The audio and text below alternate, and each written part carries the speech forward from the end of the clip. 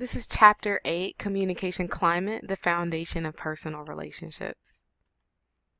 So when we're thinking about communication climate, I want you to acknowledge that you'll learn the following. So how to identify features of satisfying relationships, how to be able to distinguish communication that confirms or disconfirms in a personal relationship, be able to identify rules for using social media, and be able to apply chapter guidelines to enhance your ability to maintain confirming climates in relationships. So, features of satisfying relationships. We relate to others to fulfill human needs for survival, belonging, esteem, and self-actualization in a diverse social world. So let that sink in and think about what that really means. So if these are the features of a satisfying relationship, which in turn is healthy, what then could possibly be the opposites of an unsatisfying relationship? When you think about your relationships, do they meet all of these needs? Do they feature all of these key features? Features of satisfying relationships: investments, commitment, trust, and comfort with relational dialectics are all parts of those features of satisfying relationships, especially in terms of comfort with relational dialectics, which focuses on the way that we relate to other people, the way that we speak, the way that we talk, the way that we make meaning of conversation, is inherent in us thinking about and dealing with autonomy versus connection, novelty versus predictability, openness versus closeness, and negotiating all of those dialectical tensions.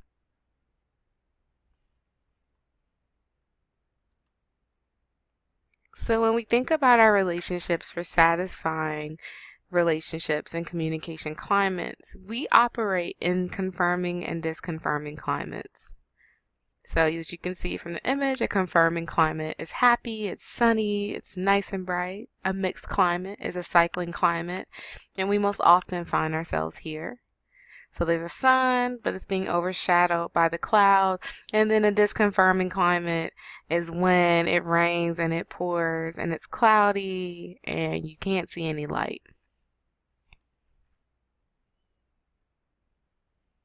So our communication climates operate in 3 levels of confirmation and disconfirmation. So interpersonal confirmation, just so you're sure, is the express valuing of another person. And in locating this on those 3 levels, we recognize it in the areas of recognition, acknowledgement, and endorsement. Recognition is the most basic level of interpersonal confirmation. It is the communication of awareness that another person exists and is present. So this connects back to our conversation in chapter 1 about Buber and I it, I you, and I thou or I thou. Acknowledgement is the second of the 3 levels of interpersonal confirmation. This is where we communicate that we hear and understand another's expressed feelings and thoughts. Again, Buber's I it, I you, and I thou could be related to this level. Endorsement is the final level of confirmation and disconfirmation. Endorsement suggests that the third of these levels is the communication of acceptance of another's thoughts and feelings, and not the same as agreement. So if you remember when we were discussing chapter 2, that we talked about how you can reach an understanding with someone and not necessarily agree. But again, in this idea of endorsement is making people feel valued and feel valuable about what they feel and how they feel, even if that goes against what you personally and even publicly feel. It's affirming, it's supportive. So when we think about confirming and disconfirming confirmations, we want to acknowledge that we have a few spaces in which this often occurs. So evaluation versus description. This is where we tend to feel defensive when others evaluate us, particularly when they evaluate us negatively versus someone describing and maybe being a bit more careful about their words. Certainty versus provisionalism. So when we think of the language of certainty, it is absolute and is often dogmatic. Provisionalism, on the other hand, relies on tentative language to signal openness to other points of view. Control versus problem orientation. When we think about control versus problem orientation, we want to remember that controlling communication attempts to coerce others in response. Others often feel defensive and they respond with resentment or even rebellion. Problem-oriented communication, on the other hand, focuses on resolving tensions and problems. The goal then is to work collaboratively to come up with something that everyone finds acceptable. Neutrality versus empathy. Neutral communication implies indifference to others and what they say. Consequently, others may actually feel hurt or defensive by those neutral positions. In contrast to neutrality, when we apply and express empathy, that confirms the worth of others and shows concern for their thoughts and their feelings. So again, within this space, empathy is obviously the better choice of the two. And then finally, superiority versus equality. In superiority and equality, we want to recognize that we tend to feel more comfortable with people who make us feel as if we are equal or as if equality exists. On the opposite end, we don't like it very much when people make us feel like subordinates, or they make it feel as if they are in a better position than we are, or that there is some hierarchy.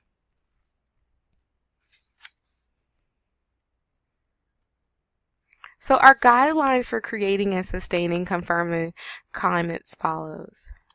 So actively use communication to build confirming climates. Accept and confirm others. Affirm and assert yourself, which this can be very challenging when we consider what passive communication looks like versus assertive communication and then aggressive communication, and how there's a thin line, especially between those areas of assertive and aggressive communication.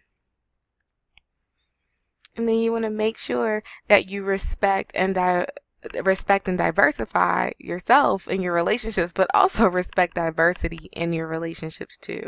So if you're in a relationship and you are joined at the hip with someone, respect their opinion, respect their ability to want to do things a little bit differently, as long as you're comfortable with that and it's not doing anything that puts you in harm's way.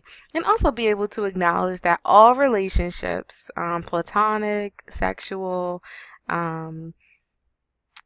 intimate relationships, familial relationships, all of those relationships need balance. And so when we think about these confirming climates, they show us and help us to navigate through those relationships where we don't have a very good sense of balance. And then finally, you want to respond constructively to criticism. And so this can be challenging because sometimes we may be hypersensitive to certain remarks and certain responses. And sometimes the best way before we decide to respond, maybe it be emotionally, or maybe it be angrily, or maybe it be even through a sense of defeat, we want to always try to ask questions to get clarity on the information that we're receiving. Because sometimes people may not communicate well enough what they're trying to say constructively, but they have the best of intentions. Other times, people may say that they're actually communicating constructively when they're not doing that at all, and they're using that as a facade. So we want to be mindful and pay attention to our confirming climates, but also, make sure that we are affirming and asserting ourselves. And if we're concerned about a situation and how we're being communicated with and to, that we ask questions, we inquire, that we gauge it, and, if necessary, we call people out and hold them accountable for the ways in which they're communicating. So this completes our chapter on our confirming climates. Thanks so much.